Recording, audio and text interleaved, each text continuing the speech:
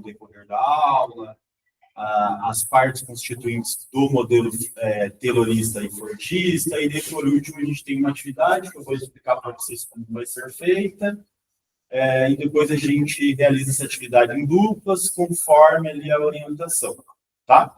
Então, a ideia é passar por esses passos, tá?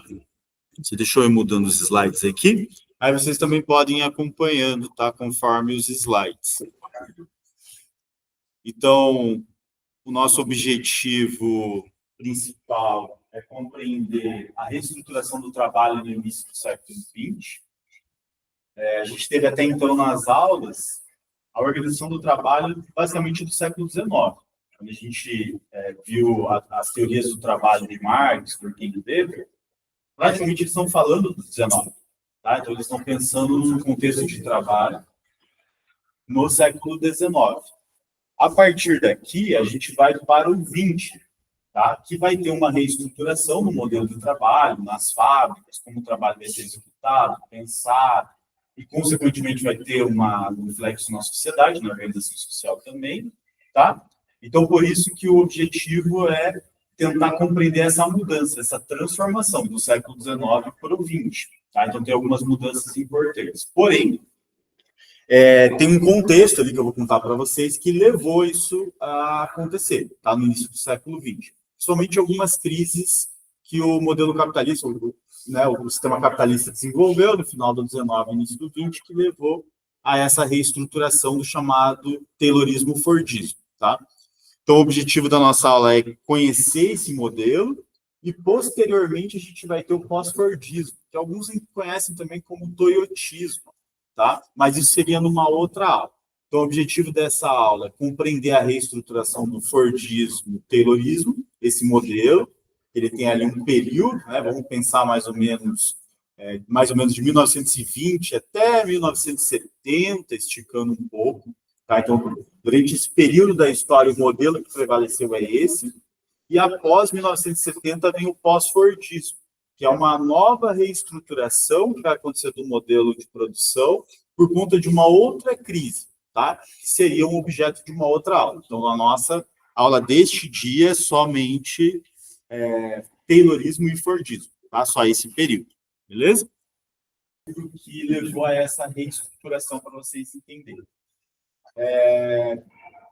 O capitalismo, conforme o Marx analisou, inclusive, ele é um sistema em que ele produz ciclos de crises econômicas e sociais. Ele é um modelo que, pelo modelo que ele se estruturou na história, automaticamente ele vai levar isso, que é a superprodução de coisas, mercadorias, e chega um determinado momento em que as pessoas não conseguem consumir essas mercadorias, não tem, né, uma oferta e demanda regulada.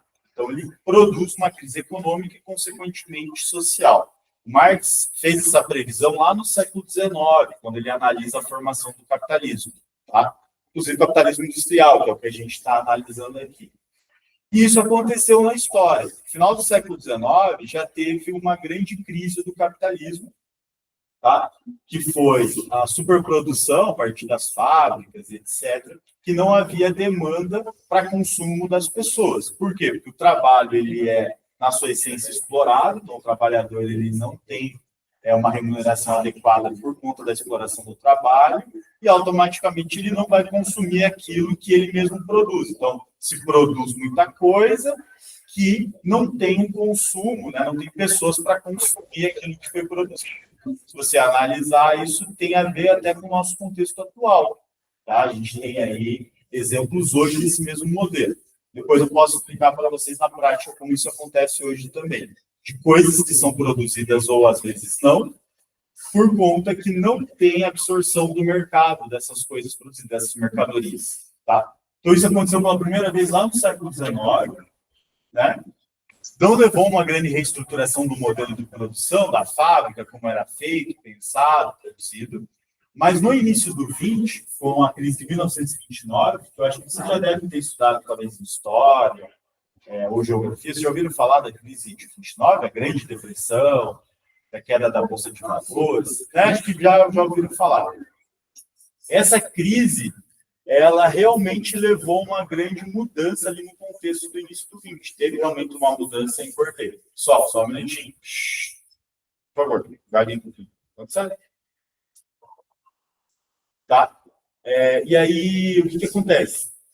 A ideia foi o quê? Como havia ali uma ideia de produzir muito, né? E automaticamente essa produção não tinha absorção do mercado. Então, há uma desregulamentação entre o que se produz e o que se consome. Então, muita mercadoria ficou parada, isso vai gerando uma crise econômica, desemprego e etc. Aí há ali já a ideia de especulação imobiliária, naquela época já, isso em 29. Então, há uma crise, uma desregulamentação, digamos assim, da economia e, consequentemente, da sociedade. O que acontece? A ideia do Fordismo e do Taylorismo, que vai vir em torno desse contexto, é reorganizar o trabalho para se adequar a essa crise que estava instalada. Esse é o motivo que surgiu o Taylorismo e o Fordismo, tá?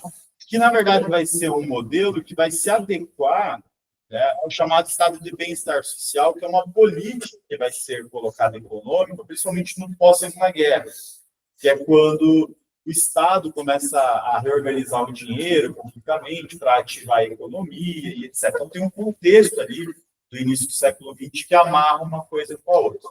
Mas, basicamente, a ideia do quê? Desse Taylorismo-Fordismo. Primeiro, falando do Taylorismo, era racionalizar a produção. Era fazer com que a produção ela fosse mais controlada, pensada, planejada, etc. Sobretudo para pensar o lado dos empresários. A verdade é essa.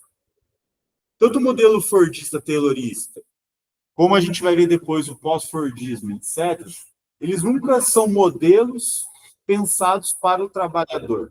Na verdade, o trabalhador ele vai entrar nesse modelo conforme a estrutura social demanda.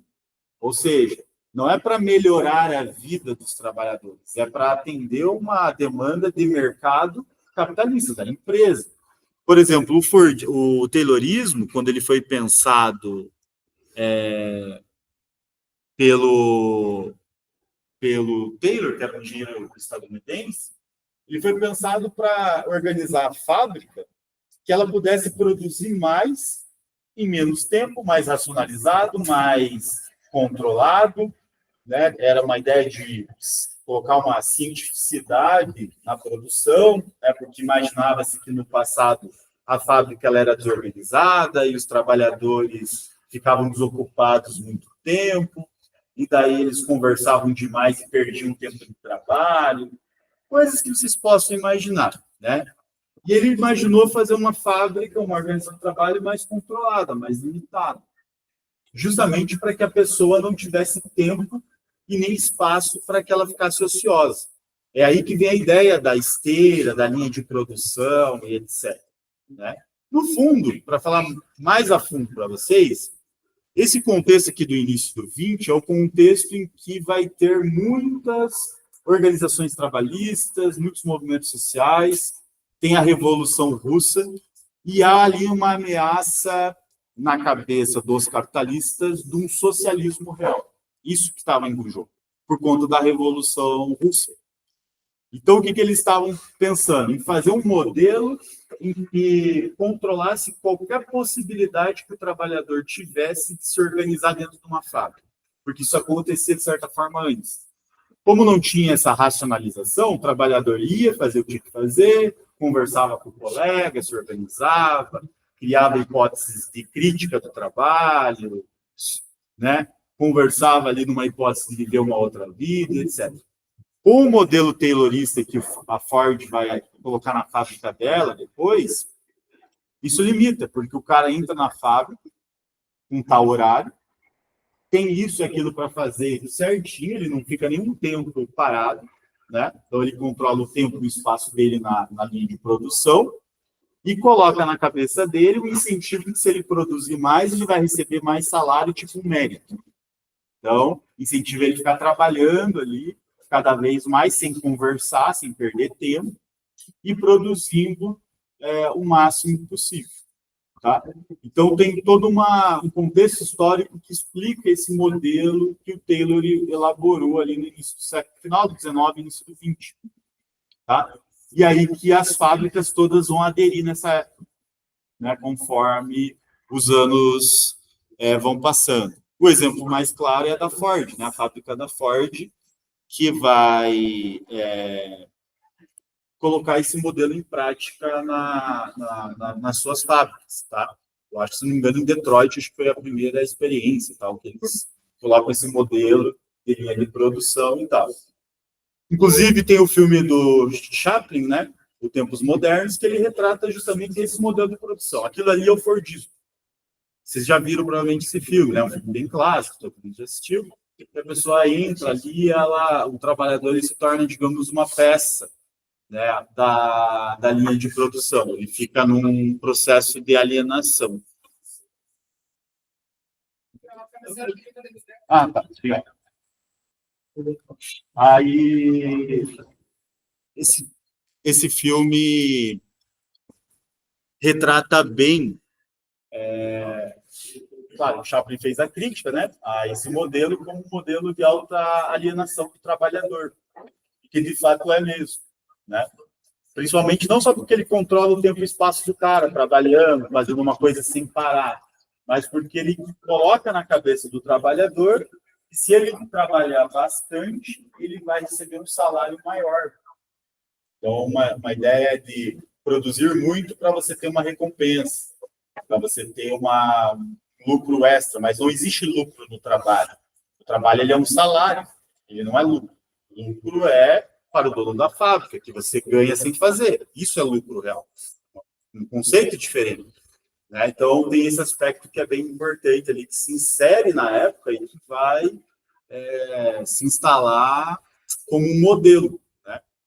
Beleza? Aí tem umas características aqui da fábrica idealizada pelo Taylor, né, a organização de trabalho, que é controle de tempo e espaço, que eu falei para vocês, separação entre planejamento e execução, quem planeja, quem executa, né, isso começa a acontecer. É tipo aquele modelo de fábrica antigo em que o chão da fábrica se produz coisas e no andar de cima, no primeiro, segundo andar, as pessoas ficam supervisionando.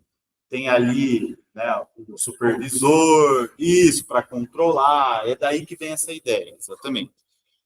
Fragmentação de tarefas, tipo, então, ele fica somente com, sei lá, tal função da produção. Imagina a fábrica da Ford. Tá? Cada um vai fazer um pedaço da montagem do veículo.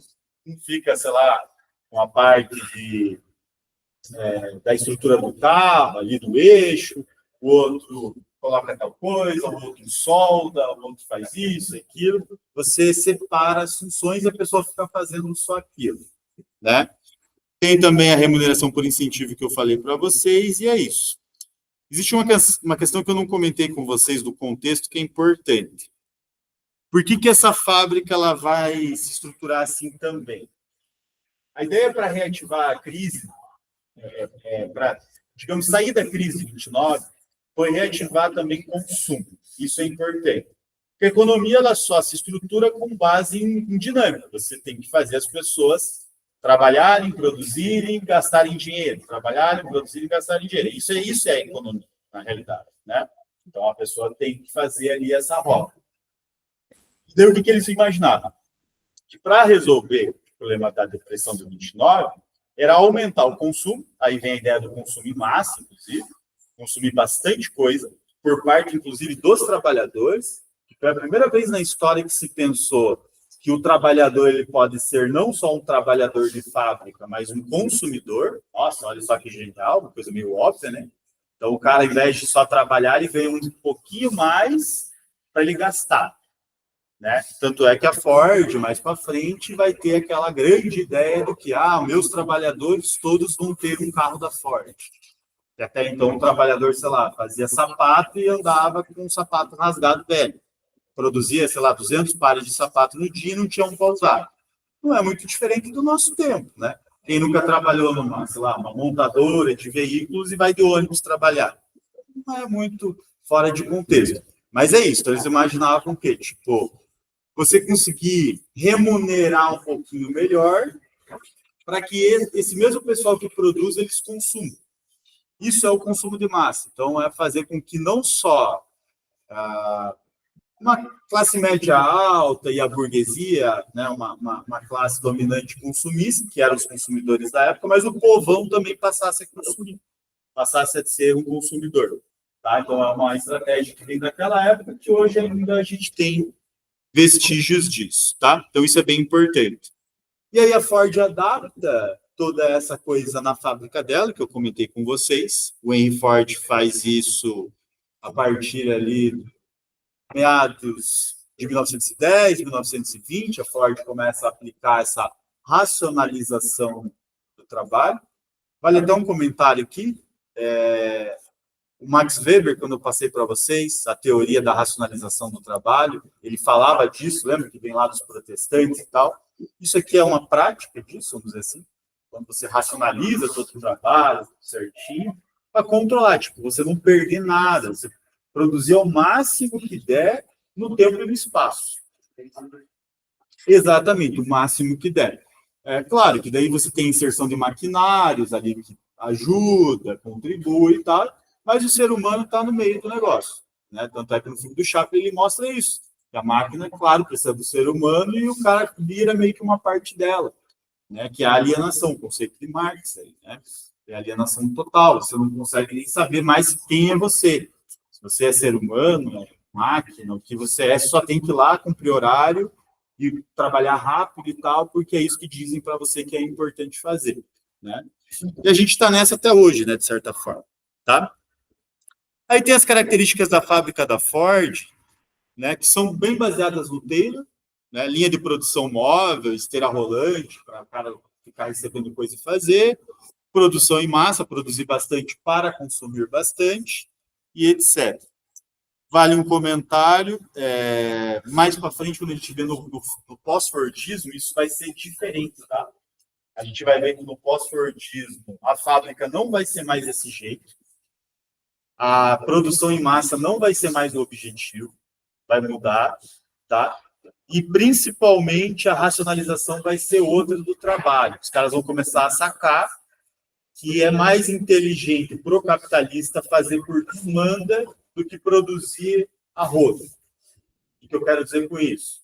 Você racionaliza mais produzindo coisas controladas para públicos específicos do que fazer um monte de carro, que no Fordismo a exploração e alienação foi bem mais elevada do que se pensava, porque era uma fábrica que não deixava ninguém respirar, né? Você entrava lá e saía trabalhando o tempo todo, não tinha tempo ocioso, né? Então, muita produção, muito rápido, muito intenso. Então, isso vai aumentando a alienação do trabalhador, porque ele vai se perdendo do que ele produz, quanto vale o trabalho dele. Ele só sabe que ele tem que cumprir horário, chegar lá e fazer, e tchau. Tá? E assim vai indo, beleza? Aí, para a gente concluir aqui, até porque nosso tempo está se esgotando, tem uma atividade que eu vou passar para vocês, que tem a ver com um trecho de um texto do Marx, que ele fala no século XIX sobre esse tema, tá? E que, a partir desse tema, né, a gente vai conseguir discutir 3 questões, daí em duplas, vai ter o trechinho do texto, a gente vai ler, comentar o texto, tá? E vocês vão discutir essas 3 questões em duplas e depois, né, entregar, a gente faz um debate um pouco maior com a sala, tá? Então, a ideia é entender um pouquinho desse trecho do texto, que tem a ver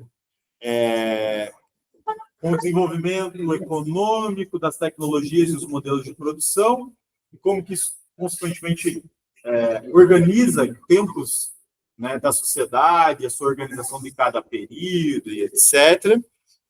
Tá? E aí as 3 perguntinhas ali para a gente debater. Beleza? Tá?